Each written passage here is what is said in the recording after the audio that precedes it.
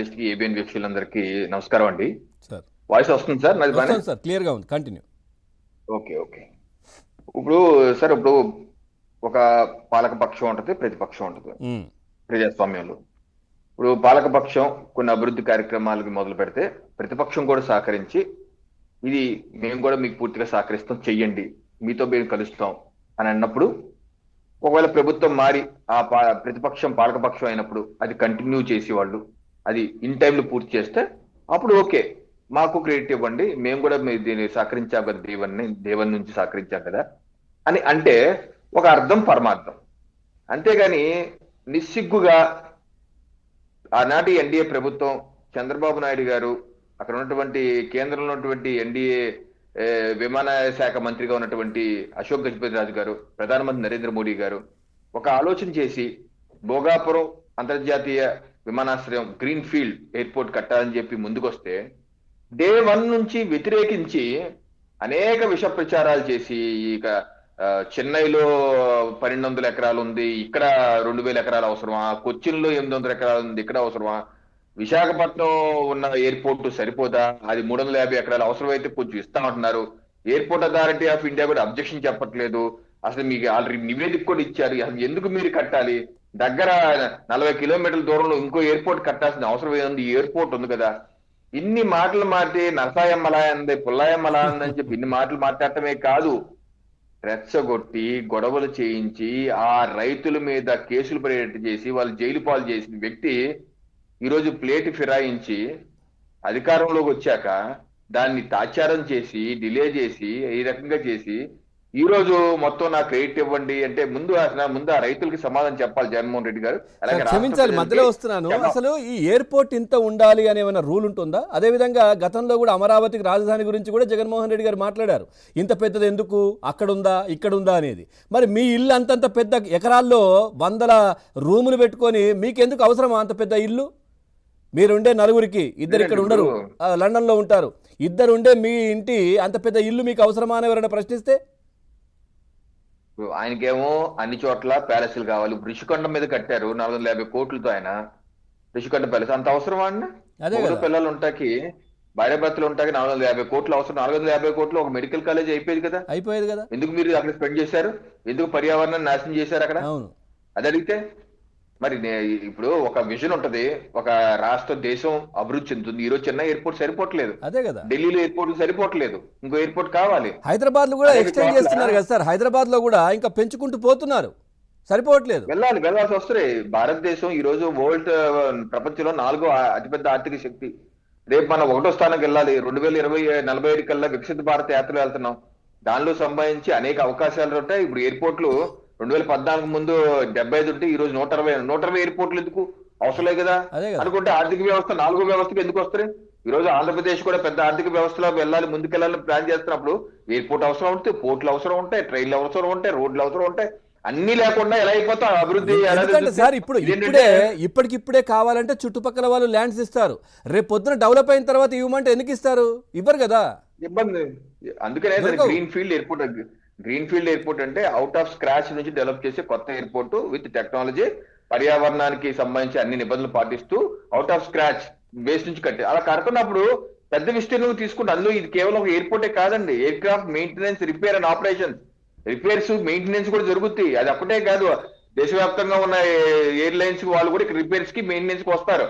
అలాగే ఒక integrated complex, అది కేవలం ఒక చిన్న ఎయిర్పోర్ట్ ఏం కాదు, ఒక ఇంటిగ్రేటెడ్ కాంప్లెక్స్ అది. సో అటువంటిది మానేసి చేయకుండా అడ్డం పడి ఈ రోజు వాళ్ళు ఏమంటారు, మీరు ఆ రోజు భూసేకరణ ఏం చేయలేదు, మీరు అప్రూవల్స్ తీసుకురాలేదు, మేమే భూసేకరణ చేసాం, మేమే అప్రూవల్, బిడ్డింగ్ ఏం పిలవలేదు, మేమే బిడ్డింగ్ పిలిచాం, జిఎంఆర్ ఫైనలైజ్ చేసింది మేమే, ఇలా అబద్ధాలు చెప్తున్నారు. వాళ్ళకి నా సమాధానం ఏంటంటే, మీకు పార్లమెంట్ లో 21 November 2019 YCP party Vizag MP MVV Satyanarayana అడిగిన ప్రశ్న ఇది. సత్యనారాయణ గారు వైసీపీ అప్పటి ఎంపీ 2014 నవంబర్లో అడిగిన ప్రశ్న ఎవరికి తెలుసా? భోగాపురం ఎయిర్పోర్ట్ యొక్క అప్రూవల్స్ వచ్చాయా? 1, 2 బిడ్డర్ ఫైనలైజ్ అయ్యారా? 3 R&R ప్యాకేజ్ లేకపోతే ల్యాండ్ ఎక్విజిషన్ సంబంధించి ఏమైనా డబ్బులు ఖర్చు అయ్యా అనే నవంబర్ అంటే జగన్మోహన్ రెడ్డి గారి ప్రభుత్వం ఎప్పుడు వచ్చింది? జూన్ 2019, ఇది నవంబర్ లో. అంటే నవంబర్ లోపు వాళ్ళు జూన్ నుంచి నవంబర్కి ఏం ఖర్చు పెట్టి ఉండరు. వాళ్ళు ఏం ఖర్చు పెడతారు? 3-4 నెలలు ఏం చేయలేదు. రివర్స్ సెంటర్ తప్ప ఏం చేశారు? ఆ రోజు సమాధానం కేంద్ర ప్రభుత్వ సివిల్ ఏవియేషన్ మంత్రి హర్దీప్ సింగ్ పూరి గారు ఇచ్చిన సమాధానం ఇది. స్పష్టంగా ఏం రాశారు ఇక్కడ సమాధానం? Government of India granted in principle approval to Bhogapuram on October 7, 2016. 2016 October 7నే in principle approval government of India ఇచ్చేసింది. అంటే అప్రూవల్ ఆల్రెడీ కేంద్ర ప్రభుత్వం ఇచ్చేసింది. Number 1. Number 2, Andhra Pradesh airport development corporation limited 856 crores has been invested so far toward land acquisition.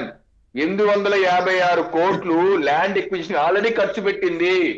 Already ఖర్చు పెట్టేసిందని కేంద్ర ప్రభుత్వం చెప్పింది. 3వ point, GMR winner for 3 bidders, namely DOIT smart, 2 GMR, 3 GVK, ముగ్గురు వచ్చారు. Out of 3 GMR has been the winner.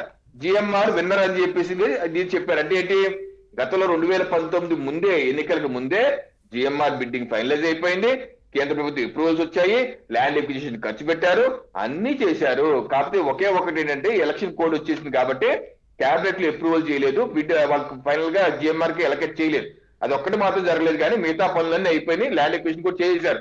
So ఇంత చేసి మీరు ఏం చేశారు? మీరు వచ్చి ఆశ్చర్యం చేశారు.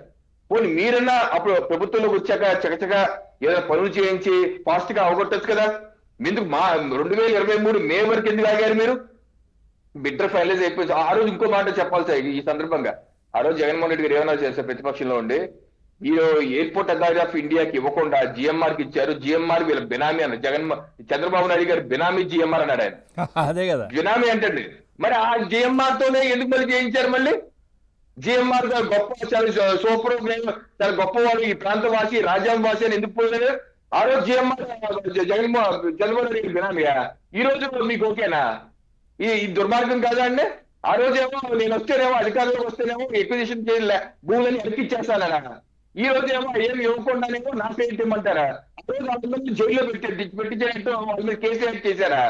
ఈ రోజు మీ ప్రభుత్వం వచ్చాక మళ్ళీ కేసు అంటే నాటకం చూడండి. Double standard. ఆయన ప్రభుత్వంలో ఉంటే ఒక రకం, ప్రభుత్వం లేకపోతే ఇంకో రకం. ఈ రకమైన బురద జల్లేశారు. ఇంకో విషయం, వాళ్ళు జగన్మోహన్ రెడ్డి ప్రభుత్వానికి జీవో ఇచ్చారండి. జీవో నెంబర్ 18, 33/2020 ఇచ్చిన జీవో. ఈ జీవోలో ఏం రాశారు తెలుసా? ఇక్కడ ఏం రాసి చూడండి. Green field airport at Bhogapuram on PPP model. చూడండి, పిపిపి మోడల్లో జిఎంఆర్ కి ఈ భోగాపురం ఎయిర్పోర్ట్ ఇస్తున్నామని చెప్పి అన్నారు.